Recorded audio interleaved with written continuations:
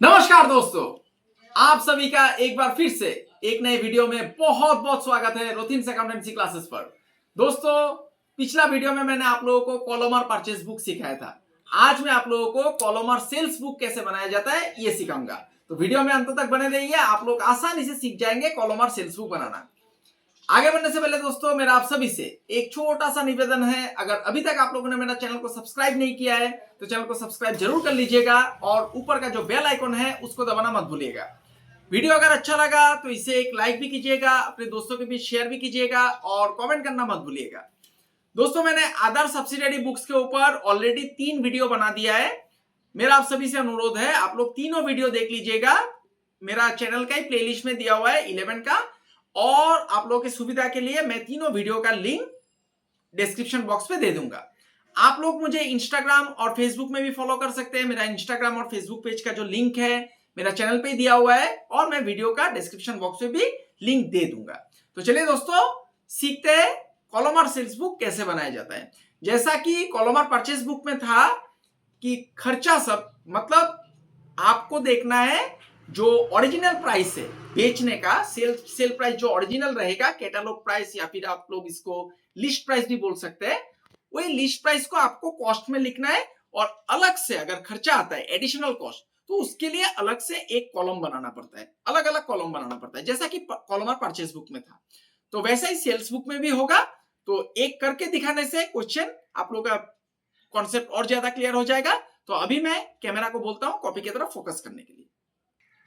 तो देखिए दोस्तों, आप लोगों को समझाने के लिए मैंने क्वेश्चन यहां पर लिख लिया है। इस क्वेश्चन का आप लोग स्क्रीनशॉट ले लीजिएगा।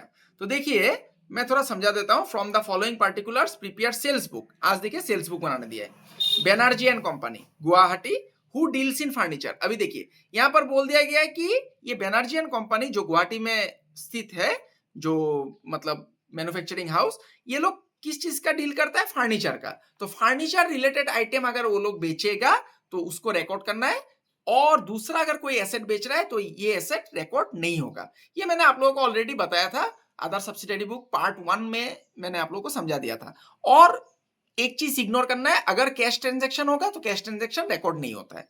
अभी पहले आप लोग देख लीजिए कि एडिशनल कुछ खर्चा सब है कि नहीं, उसके लिए अलग से कॉलम बनाना पड़ेगा। तो देखिए, sold on credit to Raj company Kolkata 10 tables. देखिए टेबल बेच रहा है, चेयर बेच रहा है, ये सब फर्नीचर है, ठीक है। साथ में देखिए सीजीएसटी एंड एसजीएसटी है। सीजीएसटी का फुल फॉर्म है central goods and services tax, और एसजीएसटी का फुल फॉर्म है state goods and services tax. तो ये देखिए सीजीएसटी एसजीएसटी अलग से एक खर्चा आ रहा है। इसको आप लोग सेल प्राइस, जो ओरिजिनल सेल प्राइस है उसके साथ दिखा नहीं सकते, इसको कॉस्ट में अलग से दिखाना होगा जो कैटलॉग प्राइस है, और एसजीएसटी सीजीएसटी के लिए अलग से कॉलम बनाना होगा। उसके बाद अलमीरा बेच रहा है, इसमें भी आईजीएसटी है।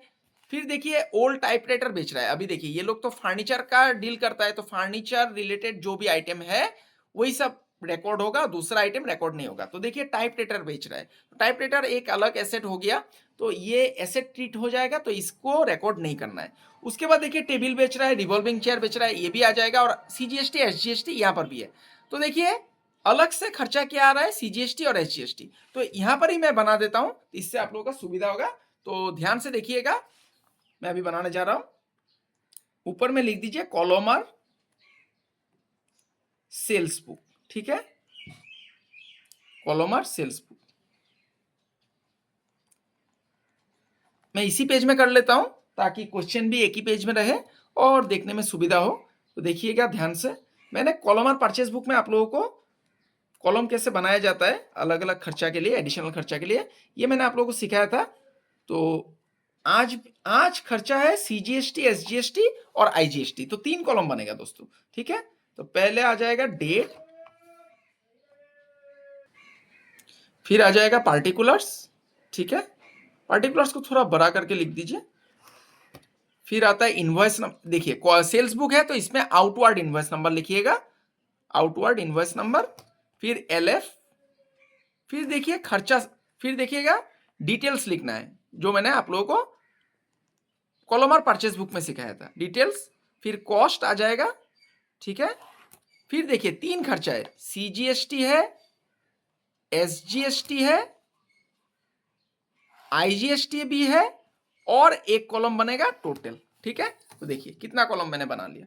तो देखिए मैं अभी लिखूंगा डेट, पार्टिकुलर्स, ठीक है, पार्टिकुलर्स, फिर लिखना है outward invoice number, outward invoice number, फिर एल डॉट एफ डॉट, फिर डिटेल्स अमाउंट रुपीस, ऐसे लिख दीजिए, अमाउंट का सिंबल दे देने से हो जाएगा। फिर कॉस्ट लिखना पड़ेगा यहां पर, ठीक है ना, फिर कॉस्ट अमाउंट का सिंबल देने से हो जाएगा। अभी खर्चा क्या क्या है देखिए, सीजीएसटी है, एसजीएसटी है और आईजीएसटी है। तो सीजीएसटी के लिए एक कॉलम बनाना पड़ेगा अमाउंट रुपीस का, फिर एसजीएसटी के लिए एक कॉलम बनाना पड़ेगा, फिर आईजीएसटी के लिए एक कॉलम, और अंत में जाके टोटल लिखना है, ठीक है, टोटल रुपीस दे दीजिए। हो गया। अभी मैं क्वेश्चन पढ़ूंगा और करता जाऊंगा। देखिए 5 जनवरी को क्या हुआ, sold on credit to Raj and company Kolkata. तो राज एंड कंपनी को बेचा क्या, 10 टेबल और 20 चेयर।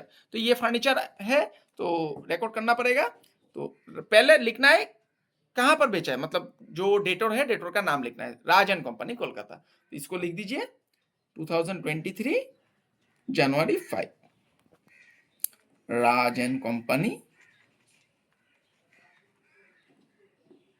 फिर एड्रेस भी दे दीजिए कोलकाता। हो गया।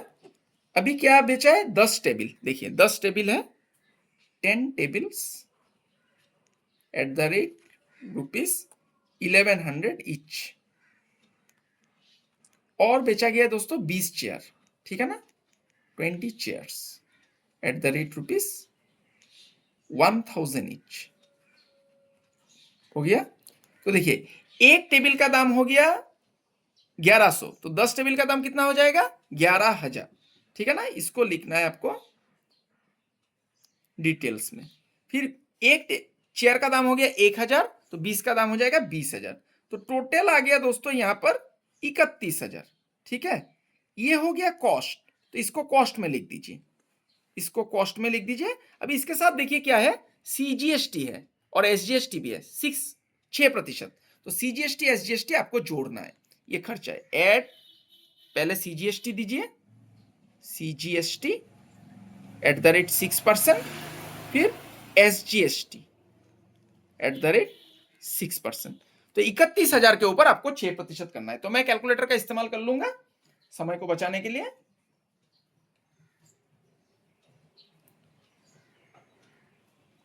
तो देखिए 31,000 के ऊपर आपको 6% करना है, तो 1860 रुपया, ठीक है, ये आ जाएगा। फिर एसजीएसटी भी 6% है, इसको भी कॉस्ट प्राइस के ऊपर ही कैलकुलेशन करना है, 6% है, सेम अमाउंट आएगा 1860। अभी देखिए सीजीएसटी में 1860 लिख दीजिए और एसजीएसटी में भी 1860 लिख दीजिए।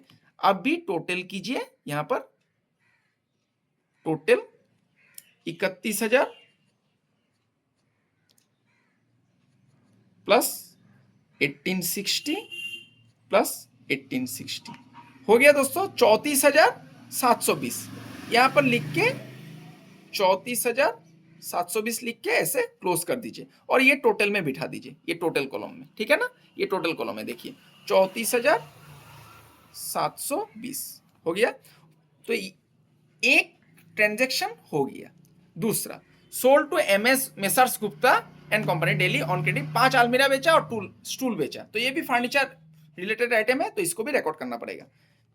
जनवरी 10 messrs Gupta and company, Gupta and company Delhi, क्या बेचा दोस्तों, 5 अलमीरा, ठीक है ना।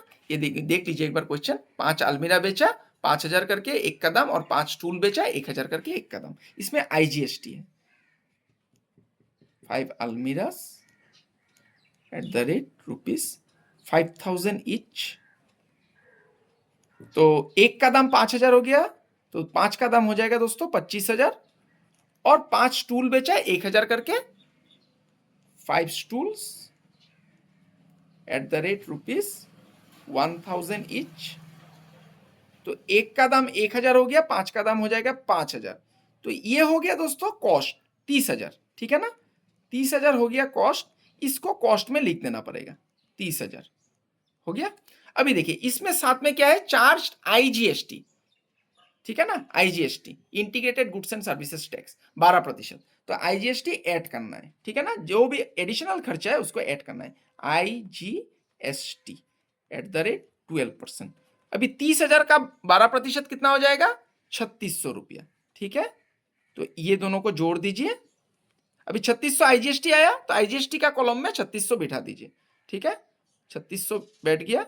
ये दोनों को जोड़ने से दोस्तों कितना हो जाएगा, 33,600, ये टोटल हो गया, टोटल कॉलम में बिठा दीजिए 33,600 हो गया। अभी 3 नंबर देखिए, सोल्ड ओल्ड टाइपराइटर, तो ये तो एसेट हो गया, ये फर्नीचर रिलेटेड आइटम नहीं है तो ये रिकॉर्ड नहीं होगा। ये जो बेनर्जियन कंपनी है, ये लोग फर्नीचर डील करता है, तो इसने दूसरा एक एसेट बेच दिया तो वो एसेट ट्रीट हो जाएगा, ये अलग से जर्नल प्रॉपर में जाएगा, तो इसको रिकॉर्ड नहीं करना है। अंत में 25 तारीख को sold to messrs Ganesh and brothers, ठीक है ना, मुंबई ऑन क्रेडिट 5 टेबल बेचा और एक रिवॉल्विंग चेयर, तो ये भी फर्नीचर है, तो इसको भी रिकॉर्ड करना है। तो ये ट्रांजेक्शन हो गया, एक लाइन में खींच दूंगा यहाँ पर, ठीक है। तो जनवरी 25, पहले आपको नाम लिखना है मेसर्स गणेश एंड ब्रदर्स, इसको शॉर्ट फॉर्म में ब्रो भी बोला जाता है, हम लोग बोलते हैं ना, मुंबई हो गया। क्या बेचा, 5 टेबल बेचा, एक का दाम है 2500, ठीक है, 5 tables eight the rate ₹2500 each. एक का दाम हो गया दोस्तों 2500, तो 5 का दाम कितना हो जाएगा, 12,500, ठीक है, यहां पर लिख दिया मैंने डिटेल्स में। उसके बाद एक रिवॉल्विंग चेयर बेचा और एक ही का दाम है कितना, 5,000, तो 1 रिवॉल्विंग चेयर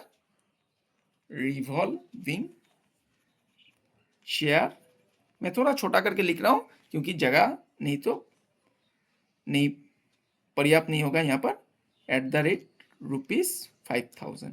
एक चेयर खरीदा, इसी का ही दाम 5,000 है, तो 5,000 जोड़ दीजिए, ये दोनों को जोड़ने से कितना होता है दोस्तों, 17,500, ये हो गया कॉस्ट, तो इसको लिखना है कॉस्ट में। अभी देखिए इसमें भी एसजीएसटी और सीजीएसटी है, कितना, 6%, तो ऐड करना है आपको सीजीएसटी